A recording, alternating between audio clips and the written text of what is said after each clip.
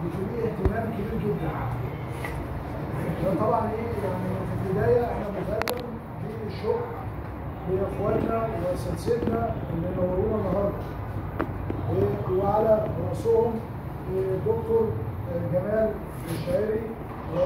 الشعراوي رئيس الحمله القوميه لنهوض محصول القمح بالغربيه، والاستاذ الدكتور مصطفى الشامي متخصص امراض القمح، والدكتور ابراهيم سليمان وكيل المعمل المركزي لبحوث الحشائش، والاستاذه الدكتوره ليلى منصور اختنا وزميلتنا الاداره المركزيه للزراعه والزراعه، والحضور الكرام والمنسق الكريم الباشمهندس محمد منى مدير عام التعاون الزراعي بالغربيه. طبعا التعاون بيساعدنا كتير جدا في مجالنا في تطوير السلسله الانتاج عموما.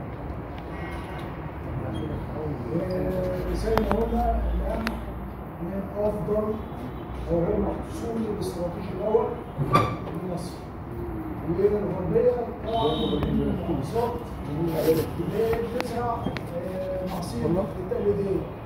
احنا عندنا محاصيل التقليديه، عندنا القمح والبرسيم والبنجر، وان كان البنجر مساحته قلت كده. المحصول من بعيد كده خدنا من بعيد. عندنا هو القمح، والدوله المصريه جعلت فيه يعني حطت لنا سعر كويس جدا، سعر مجدي، سعر يعتبر افضل من كل المحاصيل المواسيه الموجوده في نفس العروه الشتويه. احنا عندنا المحاصيل الموجوده في العروه الشتويه طبعا عندنا البصل، عارفين البصل يعني ايه في عالم تصديره ما كانش مجدي الموسم اللي فات. عندنا البنجر الدوله بدات تفضل زراعته في الاماكن الجديده.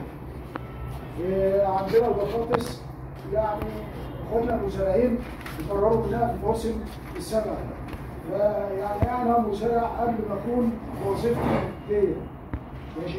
القمح جدا مجزي ومربح اقتصادي لو قارناه باي محصول. الكلام ده احنا بنقوله ليه؟ المفترض ان احنا بنقعد مع اخواتنا المزارعين، بنقعد معاهم وبنوضح لهم طب انا ازرع قمح ليه وما ازرعش بصل ليه؟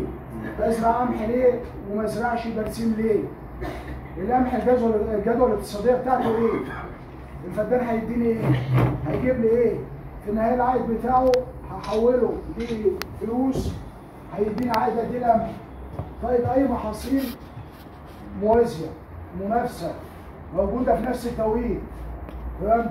القمح هيدخل لي قد كده 5 قروش، ومحصول تاني هيدخل لي 4 قروش، يبقى انا فعلا اقنعت المزارع ان هو يزرع قمح.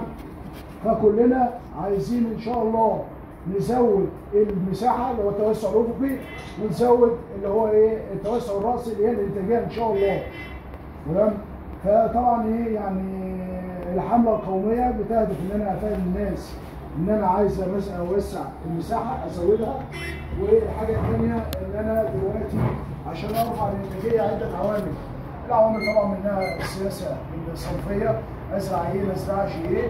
طبعا عندي الحشائش اللي بتهاجم محصول القمح.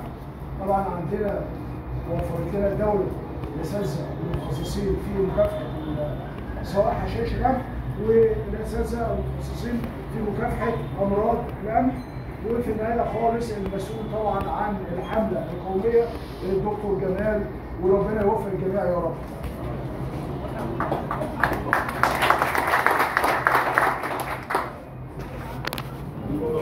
دكتور جمال باشا اتفضل.